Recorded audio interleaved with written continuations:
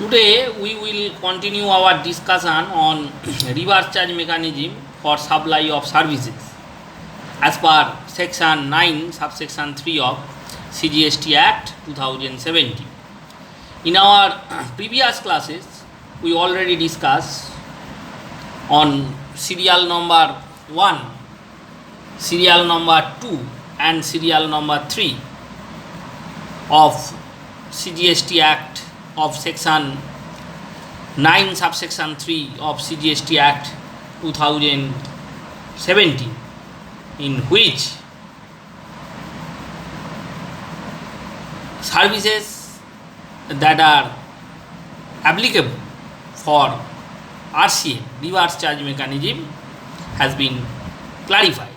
In serial number 1 there was goods transport agency service provided, there was service provided by goods transport agency to some specific recipient, specified recipient, for whom reverse charge mechanism is to be applied. For serial number 2 there was the service provided by individual advocate, including senior advocate or firm of advocate, by way of legal services, directly or indirectly, to business entity located in taxable area. This was the second point that we have discussed earlier relating reverse charge mechanism for supply of services. There was serial number 3 relating to the services supplied by arbitral tribunal to business entity.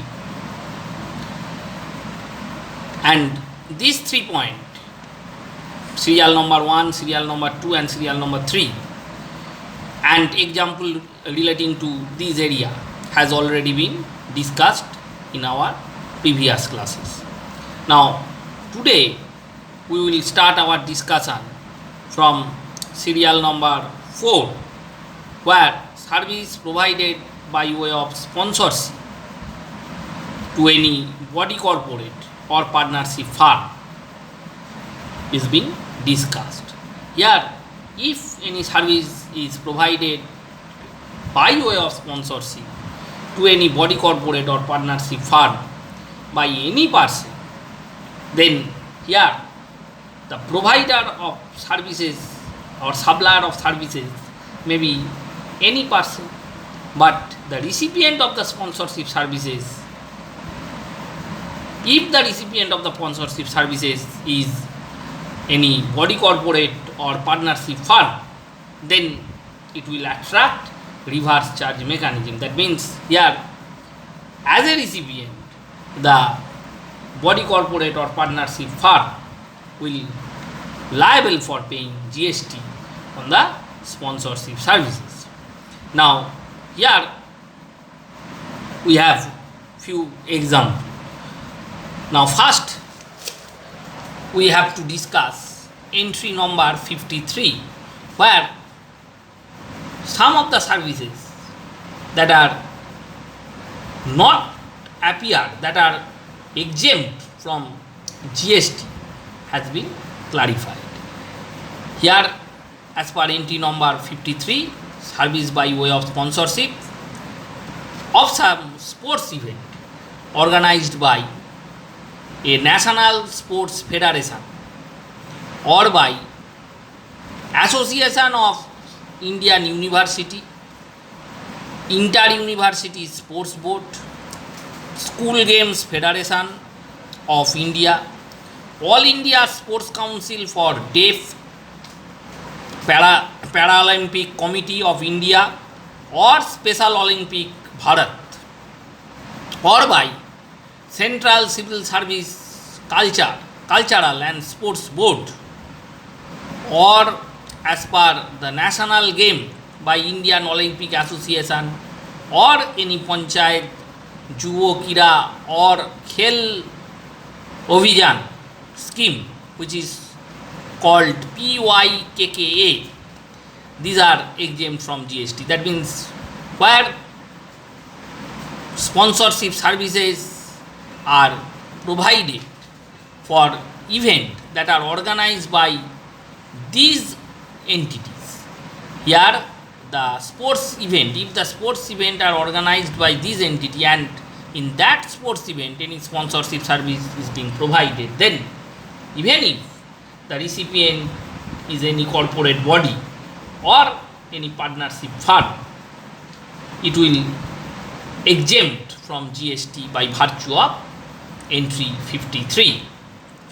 Another interesting thing in this area is that what should be happened if the recipient of service are not a body corporate or a partnership firm. That means where the recipient will not be a corporate body or will not be a partnership firm, then who will liable to pay GST on sponsorship services?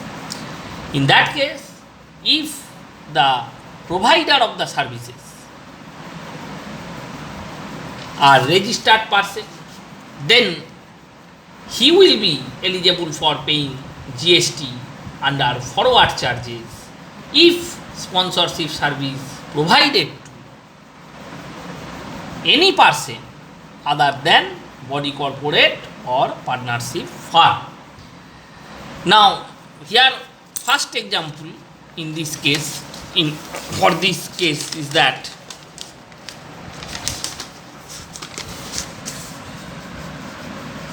GT Jewellery Limited paid rupees 50 lakh for sponsorship of Miss India beauty pageant in Mumbai to Stylish Company, a partnership firm.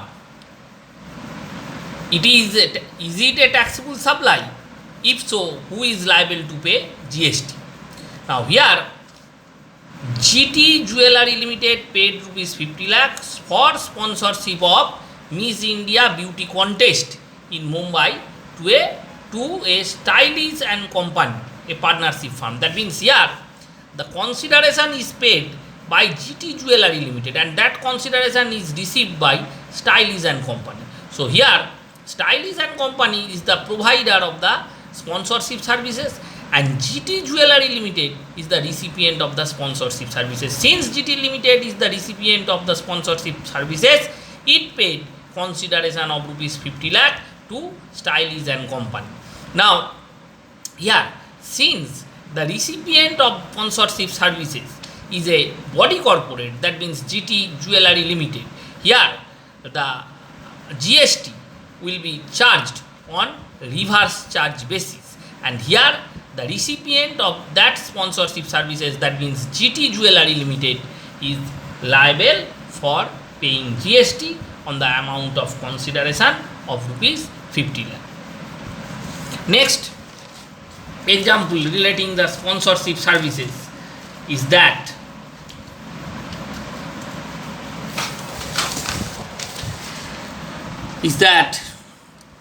Mr. Vivek sponsored a dance competition organized by the Tal Academy, a dance school run by an individual. Here Mr. Vivek sponsored a dance competition organized by Tal Academy, a dance school by an individual. So here the provider of the sponsorship services is Mr. Vivek, that means the individual, and recipient of service Mr. Vivek sponsored a dance competition. Here Mr. Vivek as an individual is the recipient of the sponsorship services and provider of the sponsorship services is Tal Academy.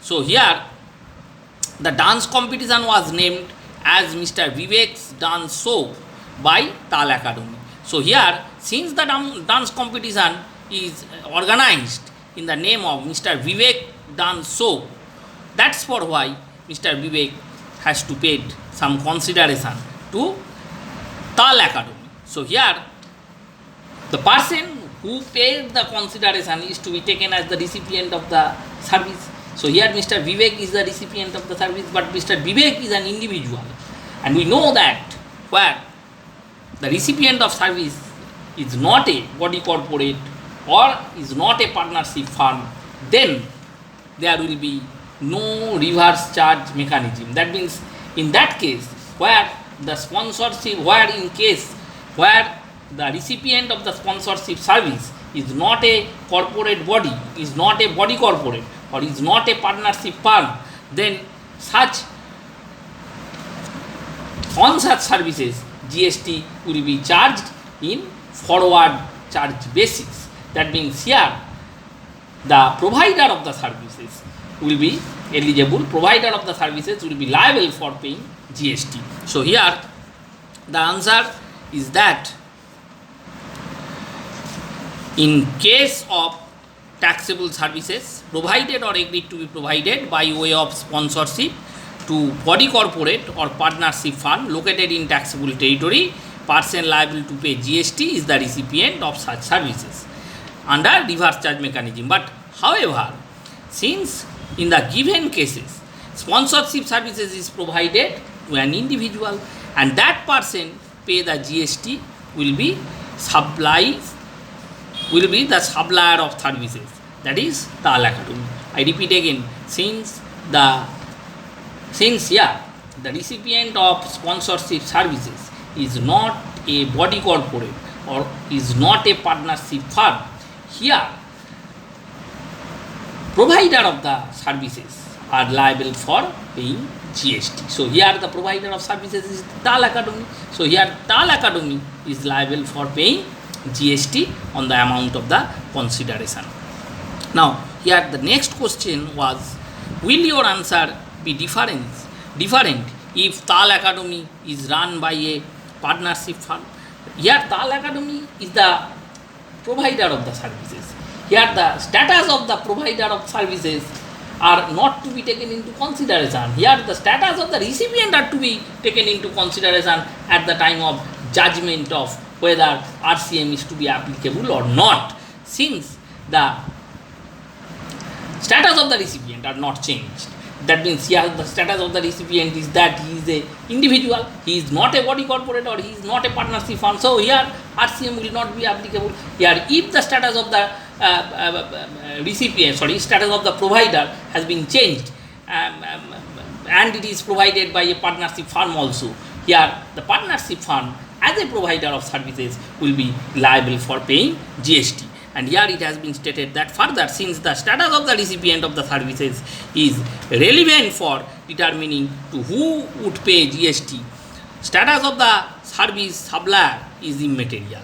Therefore, as long as the sponsorship services is rendered to an individual, GST will be payable by the supplier of services, that is TAL Academy, irrespective of whether the same is run by an individual or a partnership firm.